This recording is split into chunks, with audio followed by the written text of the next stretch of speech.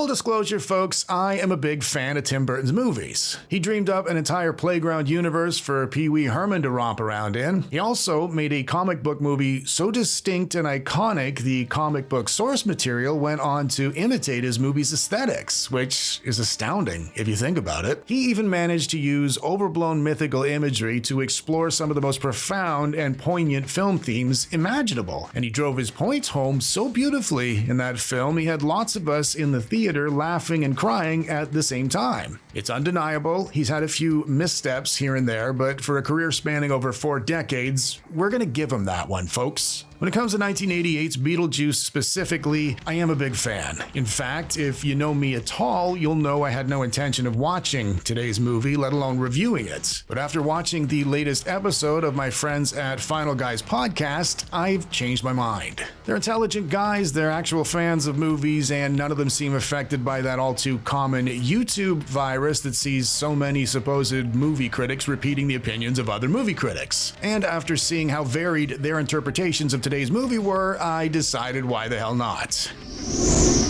Yes, it also helps I'm currently stuck on a short vacation I didn't sign up for, and I've only got my laptop and shotgun mic to keep me occupied. Forgive the audio, please. Now, before I get my thoughts on Beetlejuice 2, allow me to clarify my attachment to the original. Not that there's anything wrong with any of these things, but I've never painted my toenails black or bought clothing from Hot Topic. I'm not pagan. I'm not fascinated with death. And finally, despite my outward cynicism towards a lot of modern Hollywood movies, not only have I never considered life a pointless endeavor, I consider myself lucky to be here, right now, present and conscious, being able to speak to all you fine people, even from the cold, clinical surroundings of this tiny white room that is currently stinking of rubbing alcohol. Now that you know I wasn't very cool as a teenager and I was not obsessed with his movies because there's so much darkness in them, I am attached to Beetlejuice for a few reasons. Its wildly unique narrative is a masterful blend of comedy and supernatural elements. The pacing is tight, it never feels draggy, and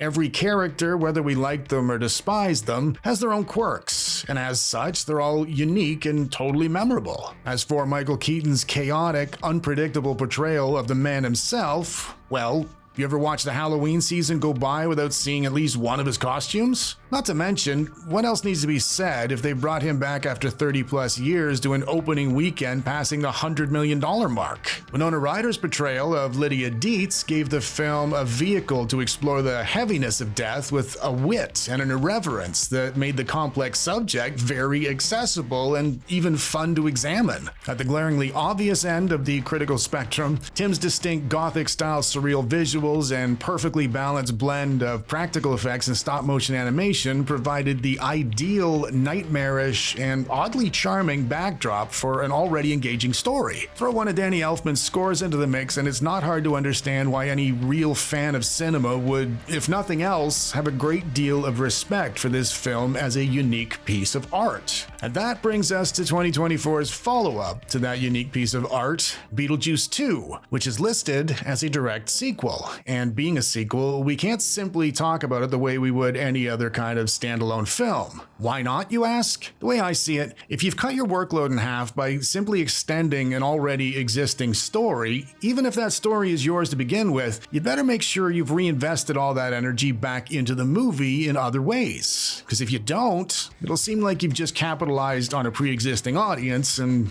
nobody really likes that. This movie opens in the present day, and we find out Lydia Dietz is not only still involved with all things paranormal, we also see she hasn't changed her outfit or her hairstyle in 35 years. And for a man with as much creative energy as Tim Burton used to have, this already tells us we're not dealing with the same director. If you or I had a friend whose hair was still the exact same as it was in 6th grade, we'd probably be catching up with them monthly in some sort of institution. As an adult, Lydia is making use of her clairvoyance as the host of a popular paranormal TV show. She's also currently addicted to prescription prescription pills, and estranged from her daughter Astrid, and under the thumb of her off-putting boyfriend, all whilst being plagued by visions of Beetlejuice himself. Early on, she learns her father Charles has died in a plane crash, and of course this is the approach they took to remove Jeff Jones from the cast, if not the story, after everyone learned back in 2003 you can be an incredible actor and an incredible fiend at the same time. The plane crash brings a family together for the funeral, and that is where Lydia's daughter,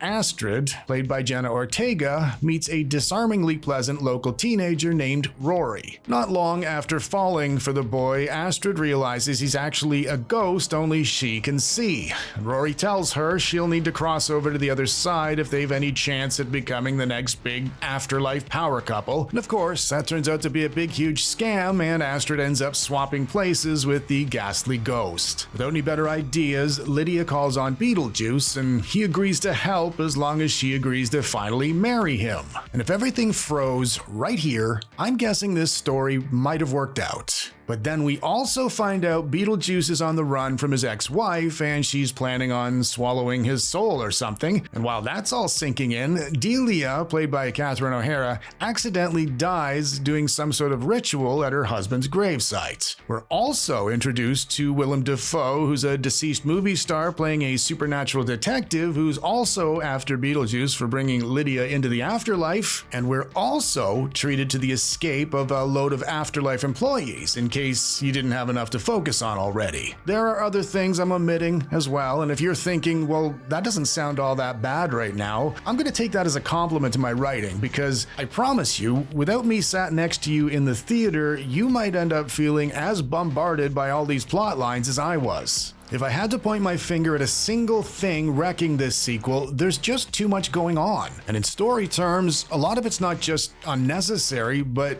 distracting. Some of these side story subplots might actually be interesting, but we're not given enough time with any of them to find out. Monica Bellucci plays Beetlejuice's ex-wife, Dolores, and I think she's meant to be the main villain, but she wasn't on screen long enough to allow me to develop any kind of opinion. Willem Dafoe feels tacked onto this story. He's an accomplished actor, and I've all the time in the world for him, but his character did not need to be in this movie. There's also an entire subplot devoted to Lydia's ex-husband. Apparently he died, but he's barely even spoken about. The original movie was quick and airtight. Each scene led seamlessly into the next, and every character was an element of the story, either to set the tone or move the plot forward. By the time Beetlejuice ends, you felt like you'd been on some kind of amusement park ride. But Beetlejuice 2's roller coaster car is so bogged down with corporate notes and member berries, it doesn't even make it past the first big climb for me. We don't even get to see Beetlejuice himself as the powerhouse he is until 40 minutes into it. How surprising is it to find out that's precisely when I got my first sense of this movie being a Beetlejuice sequel. The minute he switched on, I was taken back to 1988. Keaton's energy and timing and facial expressions and mannerisms were remarkable, especially given it's been 35 years and the man is in his 70s. Initially, I wasn't moved one way or another by Jenna Ortega's casting. She's great, but she's kind of in everything at the minute, and that gives her a diluted quality. I was surprised at how well she fit into the scenario, though, and after seeing the film, I couldn't help wonder how much better this movie could have been divided up evenly between her and Keaton alone. Through her character, we see glimmers of the youthful vulnerability and teenage uncertainty so many of us connected with in Lydia's character 35 years ago, but Ortega made it very much her own, even actively rejecting a lot of her mother Lydia's behaviors, as most kids would do in normal circumstances, never mind in this unconventional situation. As much as my teenage crush on Winona still lingers in my adult self, I don't see much of the original Lydia Dietz in this story at all. And that's even where they're wearing the exact same clothes and hair. Where Keaton seems to have picked up exactly where he left off, Winona seems stuck in her Stranger Thing patterns. And those were far from highlights of that series. You get the idea Lydia is not in a great place as an adult, and it doesn't take Gene Siskel to conclude she's going to need to make some changes if she's going to be happy at the end of the story. But like everything else in this movie, her arc is translucent and spotted at best. As for Catherine O'Hara's reprisal as Delia, the woman is a living legend. She's been wildly entertaining my entire life, and she stopped having to prove herself to me as a performer back in the 80s with SCTV. I am happy to see this movie stuffing her purse full of money. I'm even happier knowing they paid her for a completely unnecessary role in the film. Good for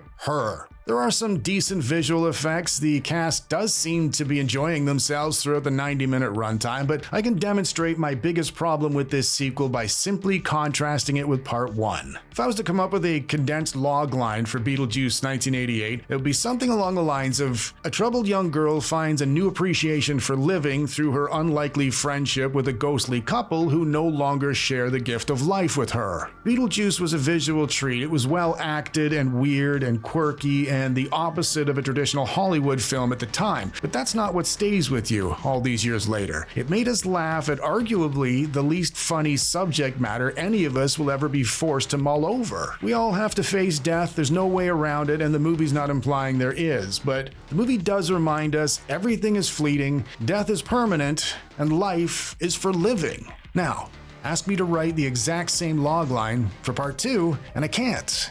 I mean, I've tried a few times, but I end up having to exclude so much to keep things clear and concise, it might as well be a different movie entirely. With Part 1, I just thought about how the film left me feeling and which characters made me feel that way, and I wrote it out. Essentially, I was summarizing what's at the heart of the movie. And maybe if I had to put my criticism of Beetlejuice 2 into a single line, it might center around the lack of heart in this sequel. Without a heart, the story is just a series of events. It's impossible to summarize a full movie's worth of events in a sentence or two. Maybe that's why every piece of novice writing advice suggests you need to be able to summarize your story in a few lines if you want it to go anywhere. It's certainly ringing true right now. As always, thank you for watching the video and tolerating the audio this time around. I promise it won't happen again. And until next time, folks.